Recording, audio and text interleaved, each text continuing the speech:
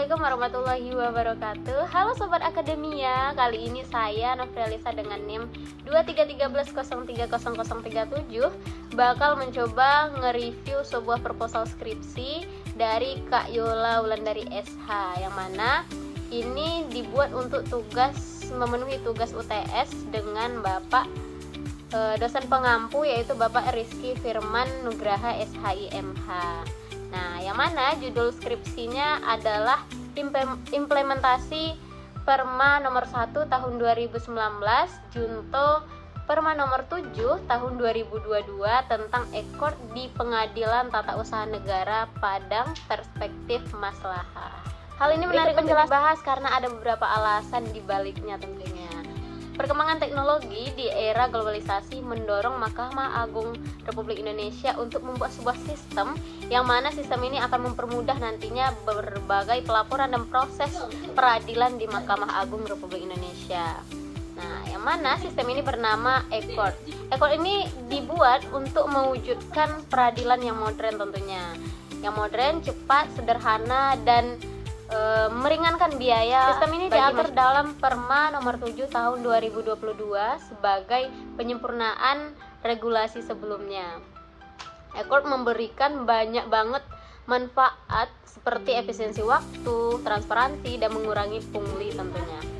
Namun dalam pelaksanaannya masih banyak banget kendala seperti gangguan jaringan, kurang pahamnya terhadap teknologi oleh para pihak, kemudian seringnya sistem down sehingga belum sepenuhnya mencerminkan asas peradilan yang cepat dan sederhana.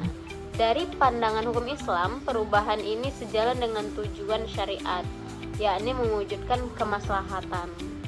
Maka yang menjadi rumusan masalah dalam penelitian ini bagaimana implementasi Perma nomor 1 tahun 2019 Junto Perma nomor 7 tahun 2022 tentang ECORD di Pengadilan Tata Usaha Negara Padang Perspektif Maslahah. Adapun pertanyaan-pertanyaan yang muncul yang dituliskan oleh si penulis di sini, bagaimana penerapan aplikasi ECORD dalam Peraturan Mahkamah Agung nomor 1 tahun 2019 di Pengadilan Tata Usaha Negara Padang. Kemudian pertanyaan kedua yaitu apa kendala yang dialami dalam penyelenggaraan atau penyelesaian perkara menggunakan ECORD di Pengadilan Tata Usaha Negara Padang.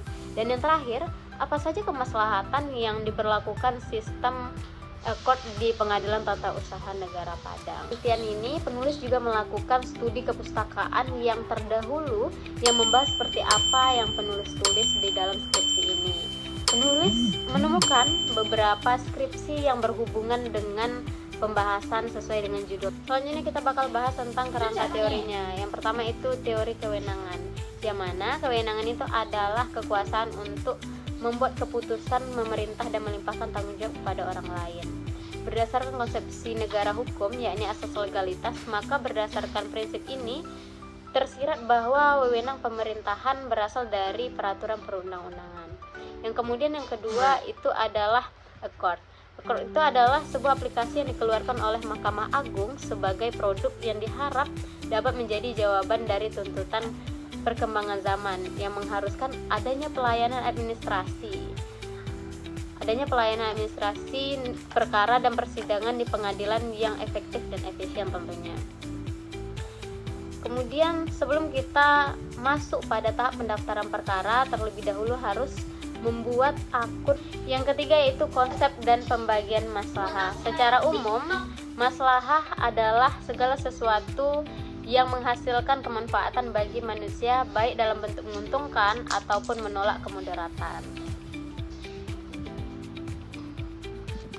Yang keempat itu adalah teori kepastian hukum, di mana kepastian hukum ini adalah hal yang sangat penting. Hal tersebut dibuktikan dengan diaturnya dalam pasal 28D ayat 1 Undang-Undang Dasar 1945 perubahan ketiga yang menjelaskan bahwa setiap orang memiliki hak atas pengakuan, jaminan perlindungan, serta kepastian hukum secara adil dan mendapat perlakuan yang sama di depan hukum. Selanjutnya kita akan bahas tentang metode penelitiannya. Yang pertama itu jenis dan pendekatan penelitian. Penelitian ini digunakan oleh penulis itu menggunakan penelitian kualitatif.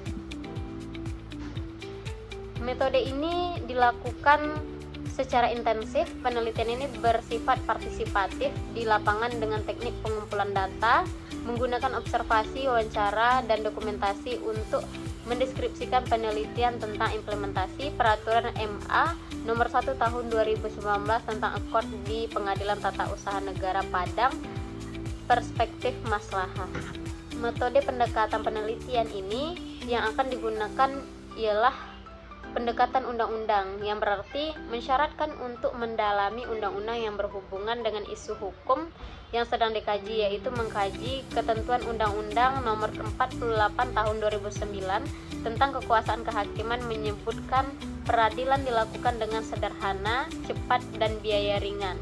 Maka perlu dilakukan pembaharuan administrasi di persidangan guna mengatasi kendala dan hambatan dalam proses penyelenggaraan peradilan. Kemudian metode yang kedua yaitu informan. Sesuai dengan tujuan penelitian ini, maka penulis membatasi pemilihan informan atau cakupan penelitian di Pengadilan Tata Usaha Negara Padang. Pemilihan informan tersebut bertujuan untuk mendapat data yang akurat. Kemudian sampel penelitian lapangan pada Pengadilan Tata Usaha Negara Padang. Sampel penelitian untuk pengumpulan data bahan hukum sekunder terdiri atas pegawai pengadilan yang bertanggung jawab secara langsung dalam mekanisme penyelesaian perkara secara elektronik atau online dengan sistem akord, yaitu terdiri dari hakim Pengadilan Tata Usaha Negara, kemudian panitera, kemudian petugas pelayanan terpadu satu pintu atau PTSP, kemudian yang terakhir itu pihak berperkara. Kemudian pengumpulan data yang penulis gunakan adalah yang pertama itu observasi, yang kemudian wawancara, yang ketiga itu dokumentasi dengan teknik pengumpulan data dokumentasi ini.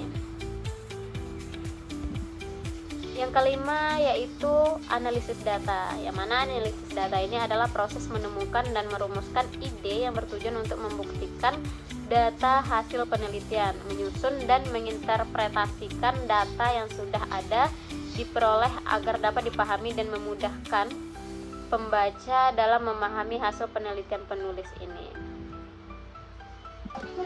Skripsi ini dirujuk dari berbagai macam referensi oleh penulis sebagai berikut. Segitu aja review proposal skripsi dari skripsi Kak Yola Wulandari SH. Jika ada kesalahan saya mohon maaf. Terima kasih. Nun wal kolami wa mesrun. Assalamualaikum warahmatullahi wabarakatuh.